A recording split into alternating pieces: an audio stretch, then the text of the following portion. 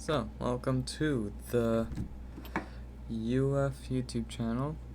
This is the kind of part where I talk about physics and stuff. And by the way, I have done little to no research, barely enough to draw, so don't expect much of this. This is really just explaining the concepts and stuff behind whatever you see here, in this case, RP rules. So here's a quick disclaimer, even though it doesn't really apply to really this video, but yeah, it's here.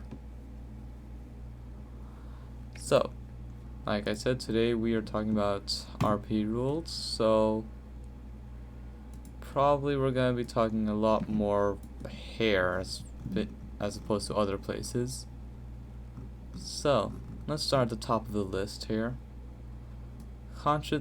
Continuously switching the ideology of your nation via revolution, civil war, but realistically crumble your nation. If you switch your ideology, wait at least a week before entering major war. So basically, the reason this really exists is because there was a person who I'm not gonna name for the sake of being polite and not being mean, who basically, this is red.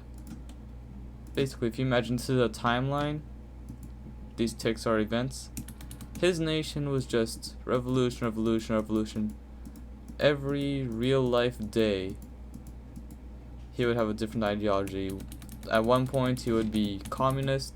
Next day, he would be fascist regime. And really, this was to prevent things like that. While it can be, fun and it's not boring by any means, realistically your nation would crumble, at least in economy, if not completely. People would obviously lose faith and the confidence of their government, and you would just kind of be gone. There wouldn't be any real nation. No one could trust any government anymore.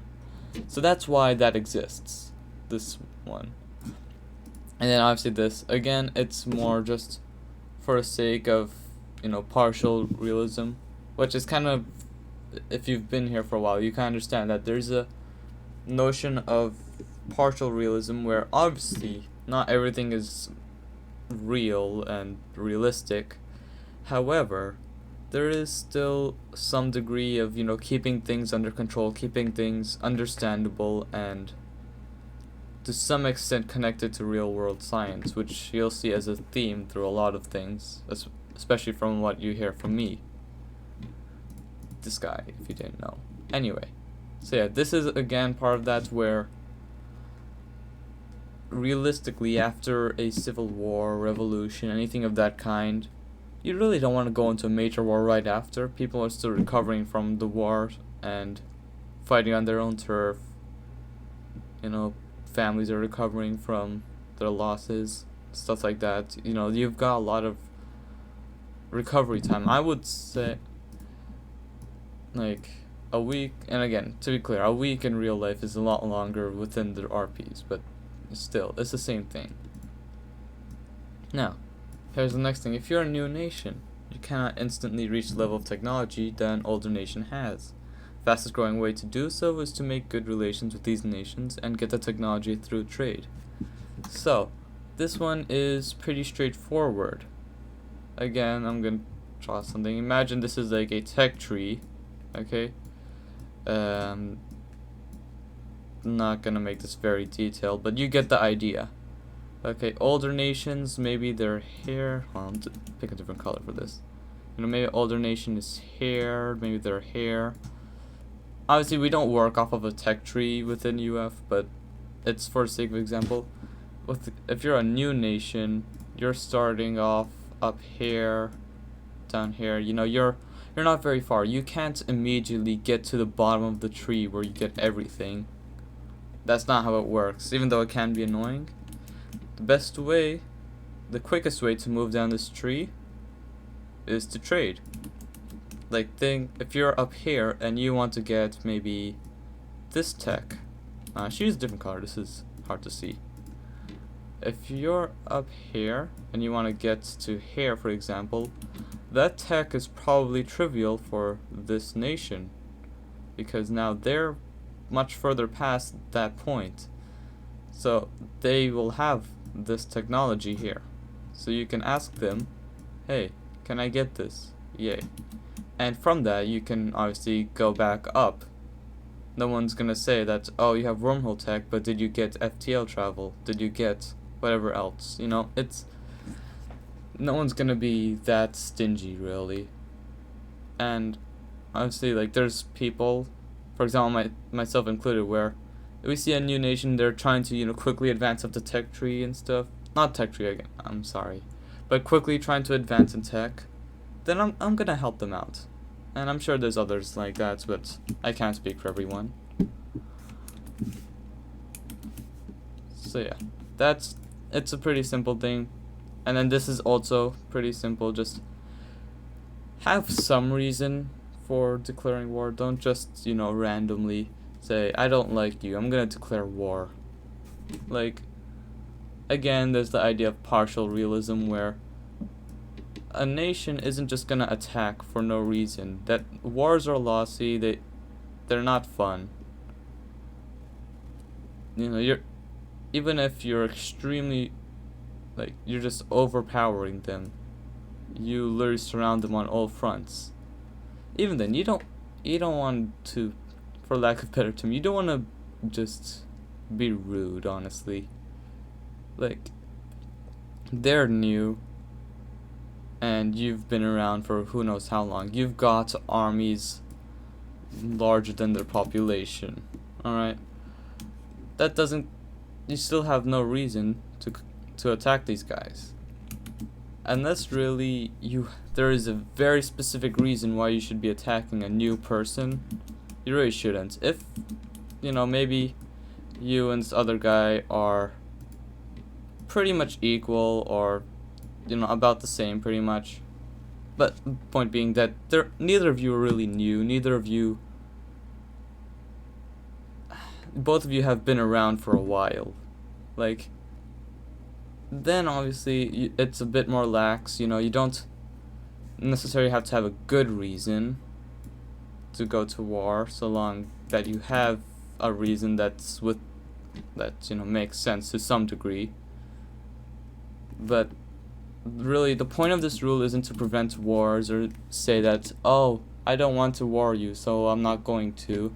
This is to protect smaller nations from, you know, bigger guys trying to get easy war.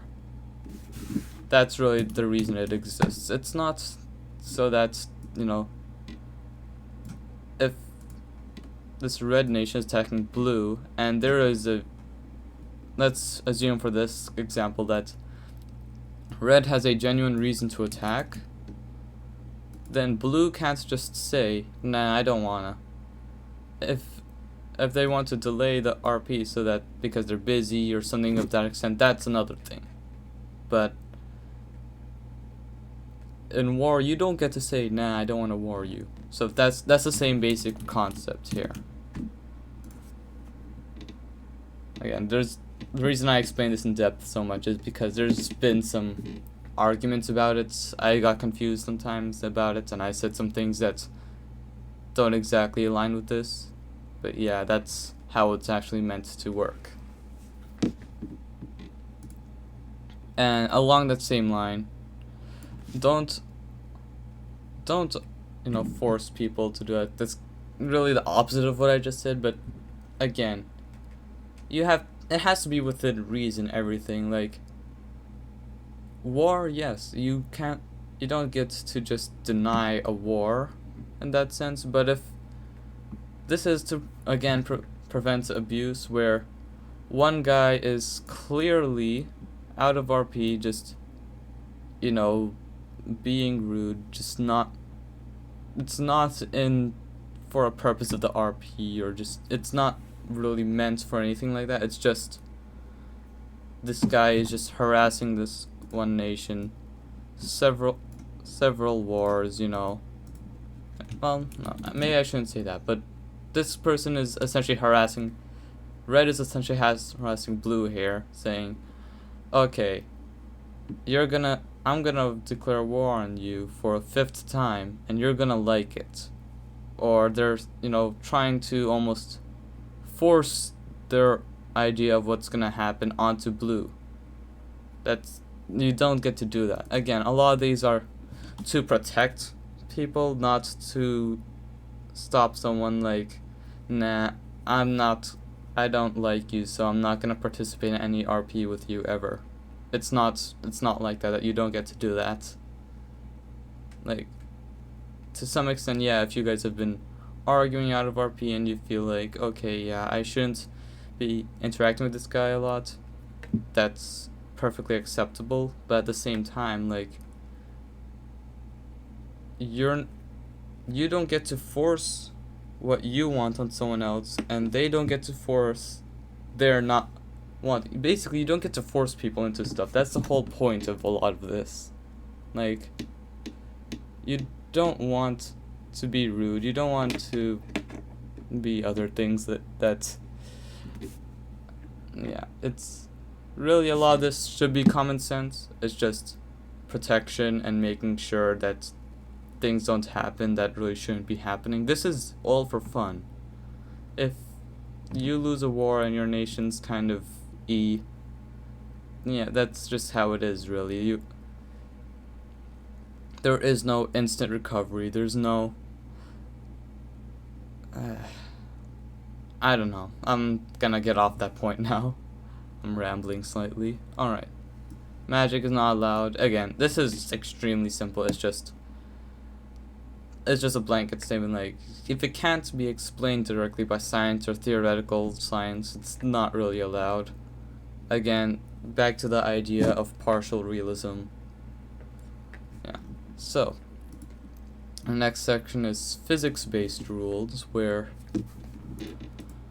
basically things, anything that doesn't follow basic laws of physics, which would be pocket dimensions, energy or matter creation, which are violating conservation of energy or matter, respectively, and other things like that. How should I say? Basically, the kind of physics that you really learn in school, like, every action has equal and opposite reaction. You don't get to just create stuff out of nowhere. Everything has to come from somewhere. Okay. Pretty simple stuff, just in terms of physics and stuff. Keep things within reason. Interdimensional travel is forbidden. For mainly the reason why is because even by UF standards, the physics behind that is hazy.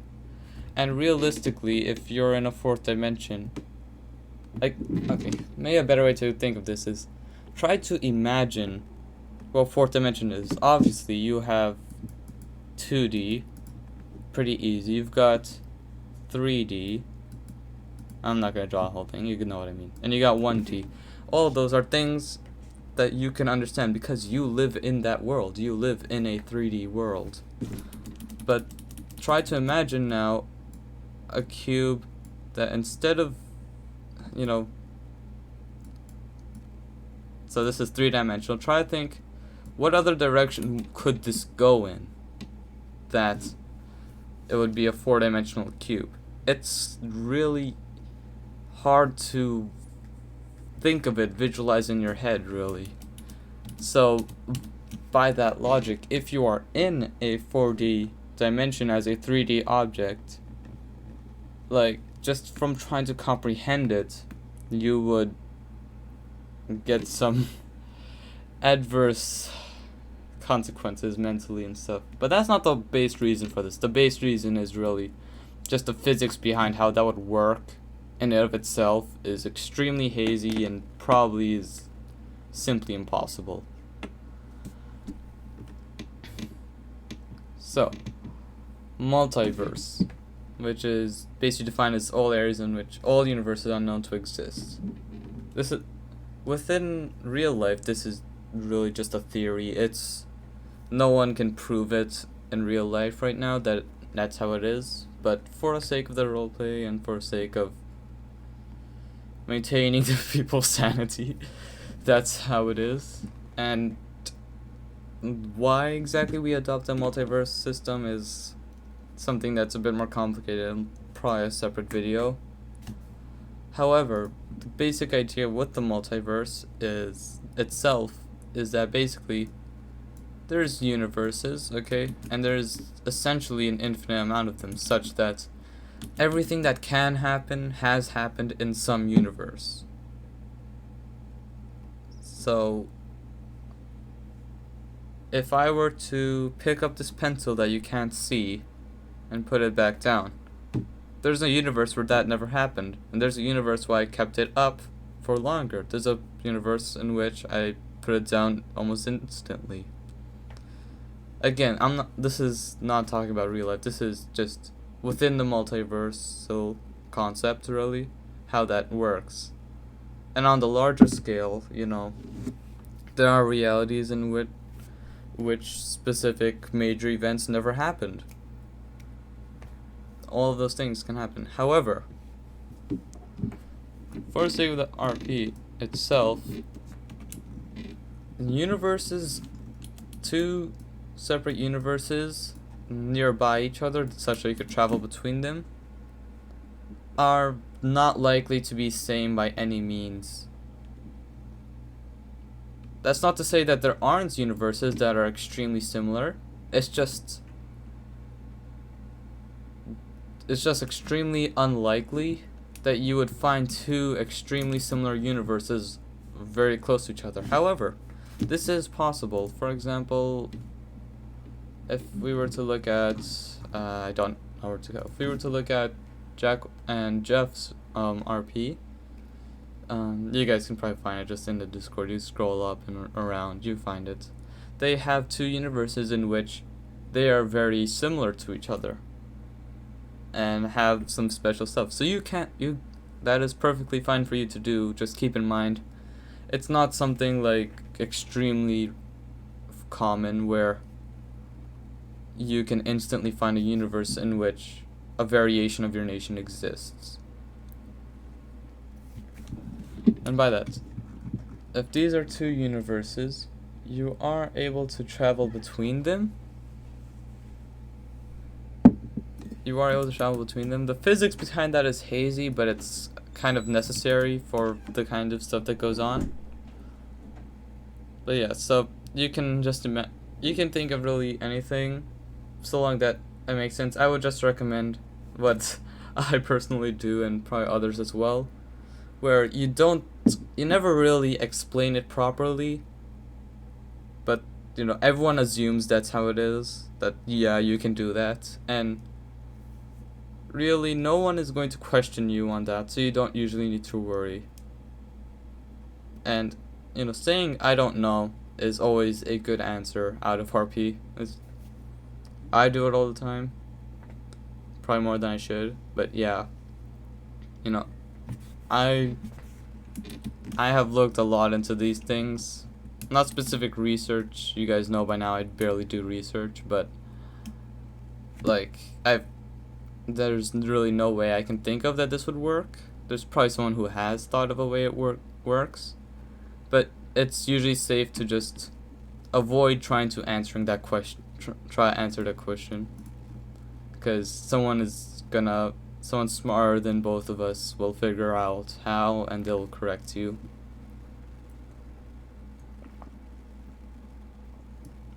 Exotic matter can be made.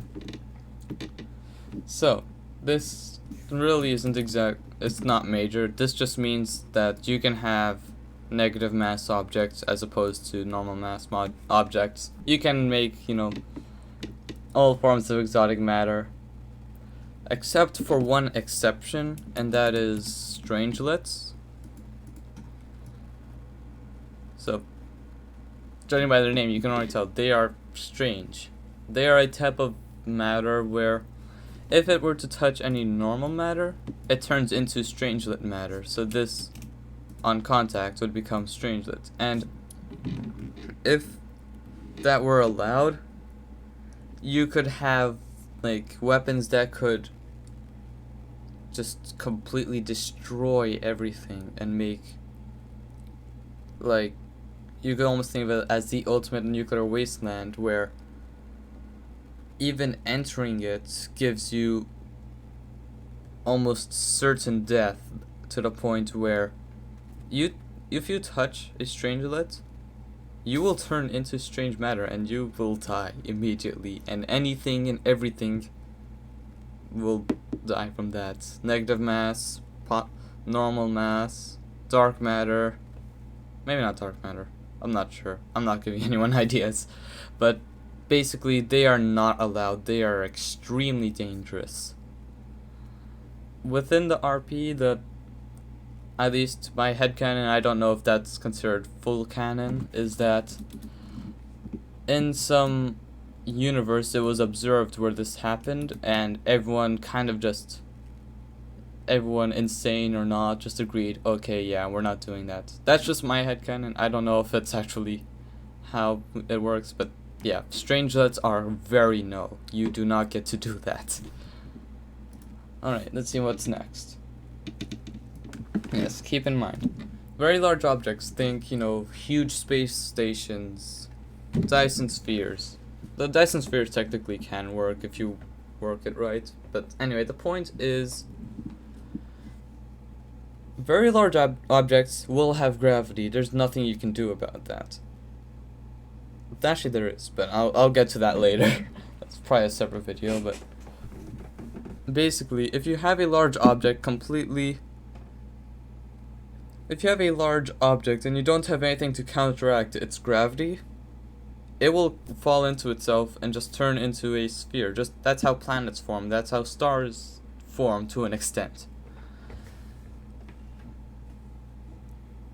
Especially, huge megastructures, you need something to counteract its gravity, otherwise it's gonna collapse into either a toroid or a sphere.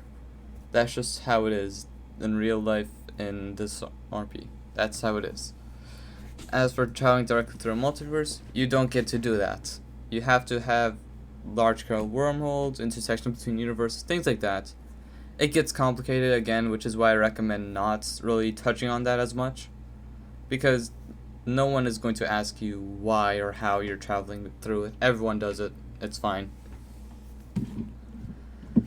As for our territorial rules, okay, first of all, you don't get to own the multiverse. The multiverse is, for the purpose of the RP, everything. There's nothing beyond the universe. The universe just is.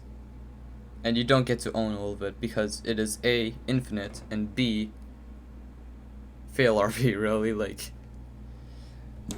if this were on a smaller scale where everyone was on one planet, you don't get to go in and say, okay, I own the whole planet now. No.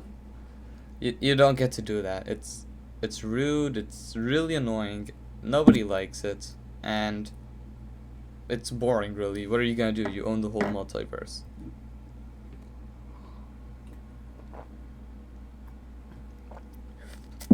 Time travel. It is prohibited to an extent. This one only talks about the conventional idea of time travel, where you're just like, blip bloop, I'm in a different time now. And mainly talking about time travel to the past, really, where you go to the past. Everyone knows the grandfather paradox. I guess it's probably easier to explain with that. Let's say you go to the past and you kill some relatives, by some means you make it so that you were never born, okay? Now, in the future, when this supposed time machine is possible, now you're not around to use it and prevent yourself from being born. And you can reason out how that stops working, really, how that breaks everything.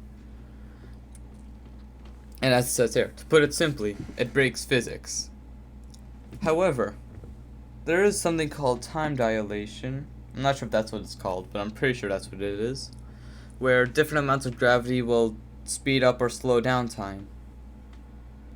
Again, this is another topic for another video. I have already been planning to go in depth on how this works, but in short, you can speed up or slow down the passage of time, but you can never stop time from passing completely.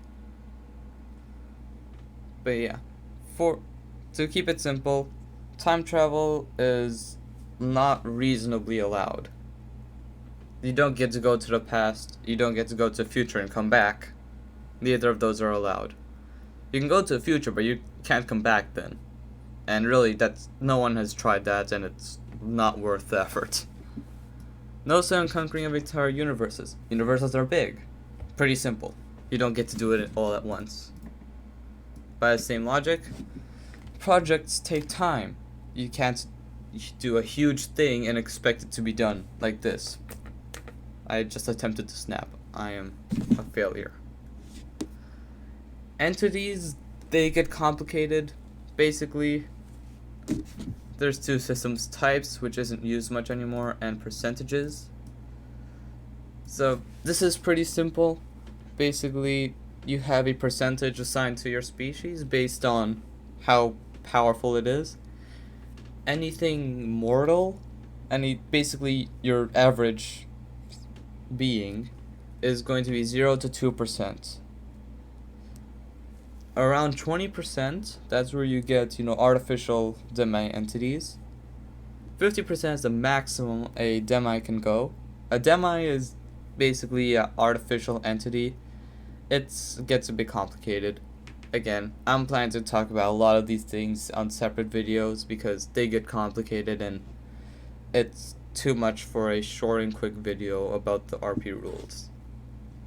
And then entities are 70% or more.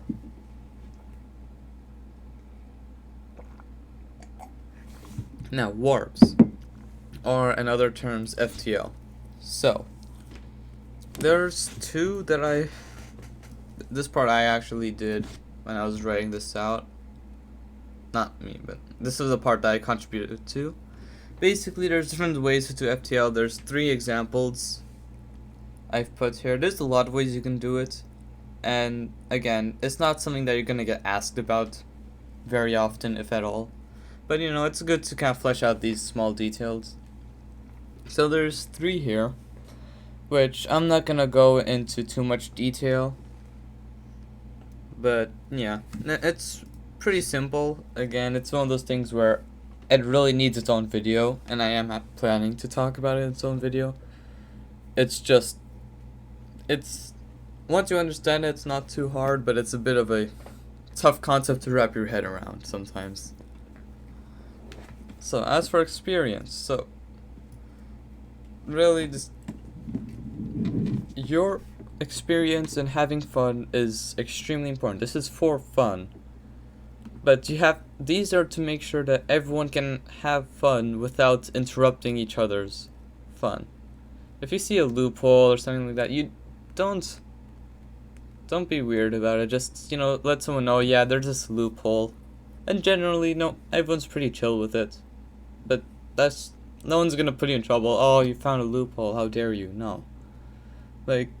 Yeah, there's a loophole. It'll get fixed. We're pretty good with that.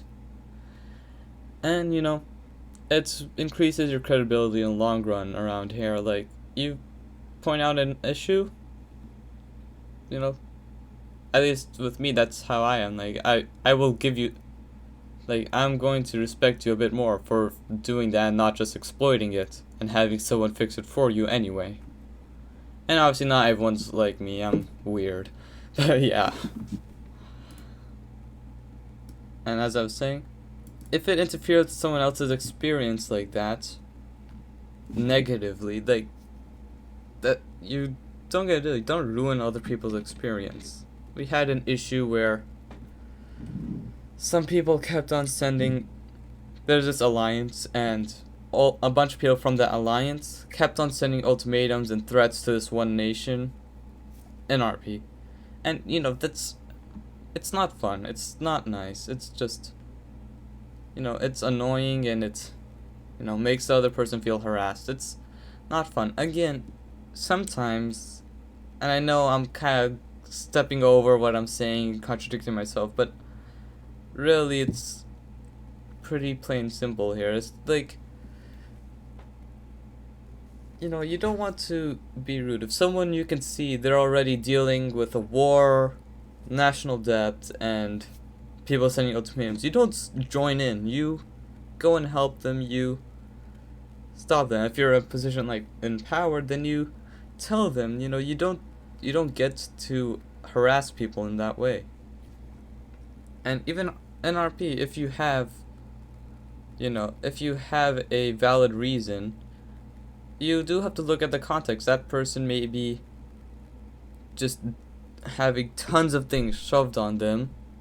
You don't want to be the guy who throws a match on a burning man. I'm not sure if that makes any sense, but yeah. So yeah, those are the RP rules for Beyond Firma. Hope I explained everything to some extent and this made sense. Yeah.